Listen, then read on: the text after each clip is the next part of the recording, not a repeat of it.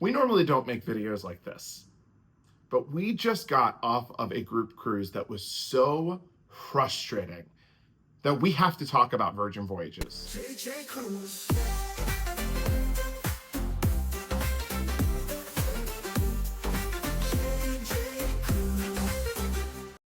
Hey everyone, what's up? This is Jordan with JJ Cruise. Thank you so much for clicking into the video today. Well, I am fresh off of another JJ Cruise group cruise. I still have my JJ Cruise group tee on. And while we always have a wonderful time together, Virgin Voyages made this cruise incredibly difficult. And I can say with full confidence that they have completely lost our group business moving forward. We will not be doing another group cruise with Virgin Voyages based on how poor our experience was and the things that Virgin Voyages did that to me are completely unacceptable.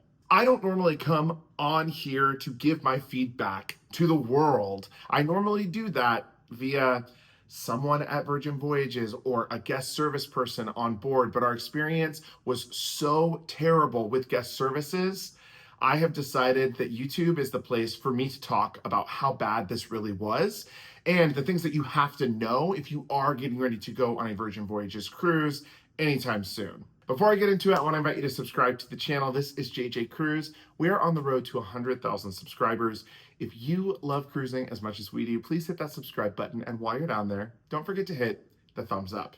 Virgin Voyages is still relatively a baby cruise line. They've only been around for about 5 years, and in my opinion, it shows. While Virgin started out as almost the anti-cruise line or the cruise line that just wanted to be different, they've had to adapt a few things because at the end of the day, they are still a cruise line, but there's some things that they are not adapting that are honestly vital for them to stay alive and make it and not consistently lose clientele. Jared and I host between 3 and 4 group cruises per year. We give the cruise lines a lot of business, and our upcoming group cruises are up to about 115, 120 people. So we bring a lot of people on board the cruise lines. But sadly, we won't be doing this anytime soon with Virgin Voyages based on our last experience. Let's dive right into exactly what went wrong on our cruise, and it falls into 3 buckets. The first bucket is operations, specifically at the ports. Now, this was a 4-night cruise that went to Key West, Florida and Bimini, Bahamas. We left out of Miami. There was no issue getting off of the ship into these ports, but getting back on the ship was a true nightmare. I have waited in lines before to get back on board a ship, and I would say I've waited 15 to 20 minutes maybe on land. I've maybe waited a half an hour at a tender port because tender operations do typically take a little bit longer. But I have never waited between 1 and 2 hours in a line to get back on board a docked ship. This was the case not only in Key West, but also in Bimini, Bahamas. In Key West, we waited 75 minutes to get back on board the ship. And in Bimini, Bahamas, we waited 65 minutes to board the ship.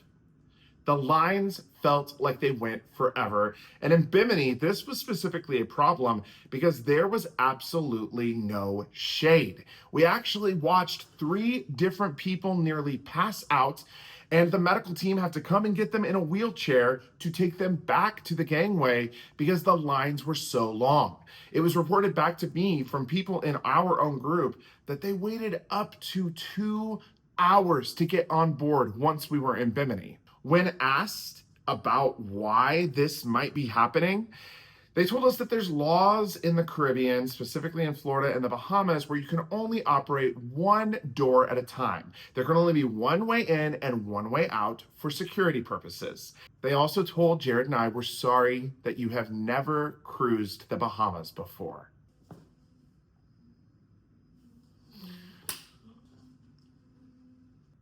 I can't with that response. I just can't. But let's move into the second bucket to which they completely failed our group. And that was ADA friendliness. Virgin Voyages is not a very accessible, friendly cruise line, and that started from embarkation. Now, normally during embarkation, there are wheelchair services available if you request them or need them to take you up the gangway to get you onto the ship.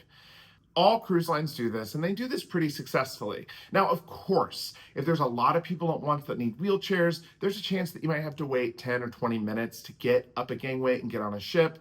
But for Virgin, the wait was about an hour. And that was because they only ran 2 wheelchairs.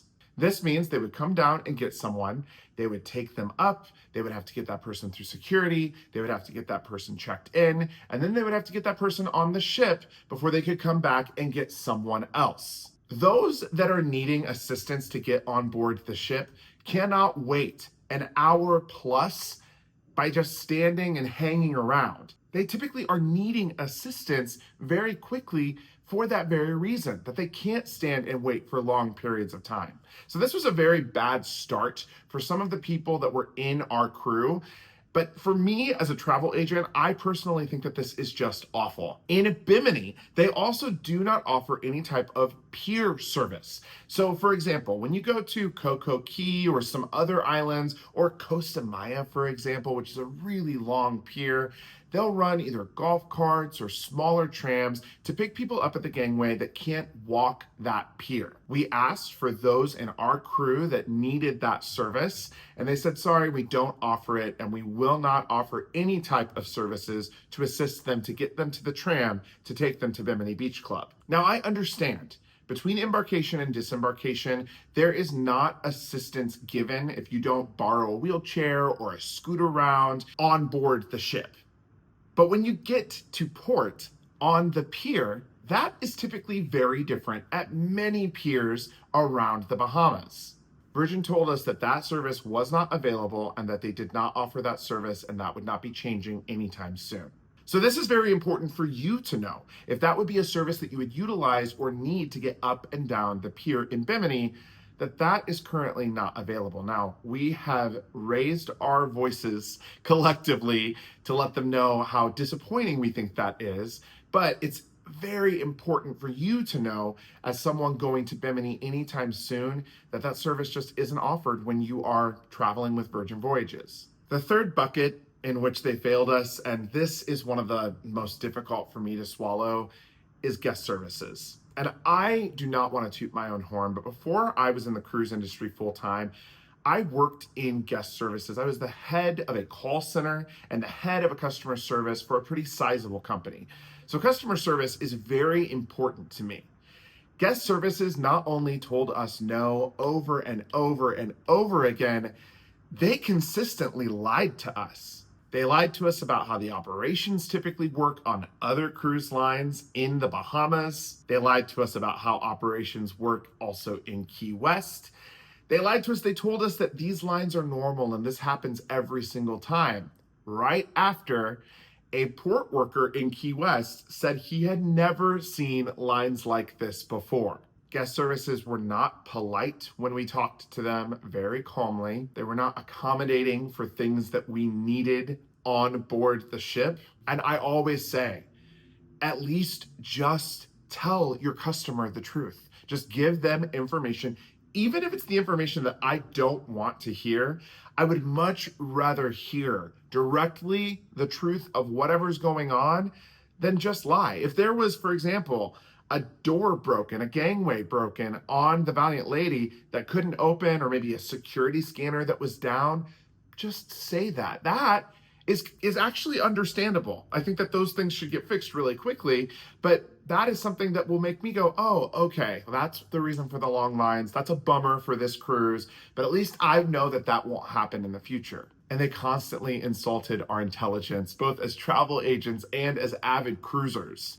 It felt like one thing after another with Virgin Voyages, and it's really too bad. I was so excited to introduce a lot of people to Virgin, and I was excited to start doing more group cruises on Virgin Voyages, but it's just not going to happen. Sir Richard Branson, if this video happens to reach your screen, I am begging you to make your experience more ADA friendly for your sailors and train your guest services crew to do better. Virgin has a lot to offer, and there are a lot of things that make Virgin really, really good. But with these experiences that we just had on board the Valiant Lady, unfortunately, you've lost a lot of customers that would have been ready to come back on board in the coming years. Well, that was my video. I now really want to hear from you. We had a couple of people from our crew that were on board the ship in August that said things were different. So if you've been on a Virgin voyage to, let's say, Bimini, Bahamas, or Key West recently, did you encounter these extremely long lines? Have you encountered really poor experiences with guest services on board? If you're someone that utilizes ADA services on board a ship, have you had poor experiences with Virgin Voyages? Let me know down in the comments below, just to know if this was a one-off sailing or if no, this is actually really typical for Virgin Voyages. Thank you so much for watching. My name was Jordan. This is JJ Cruise. And until next time, see ya.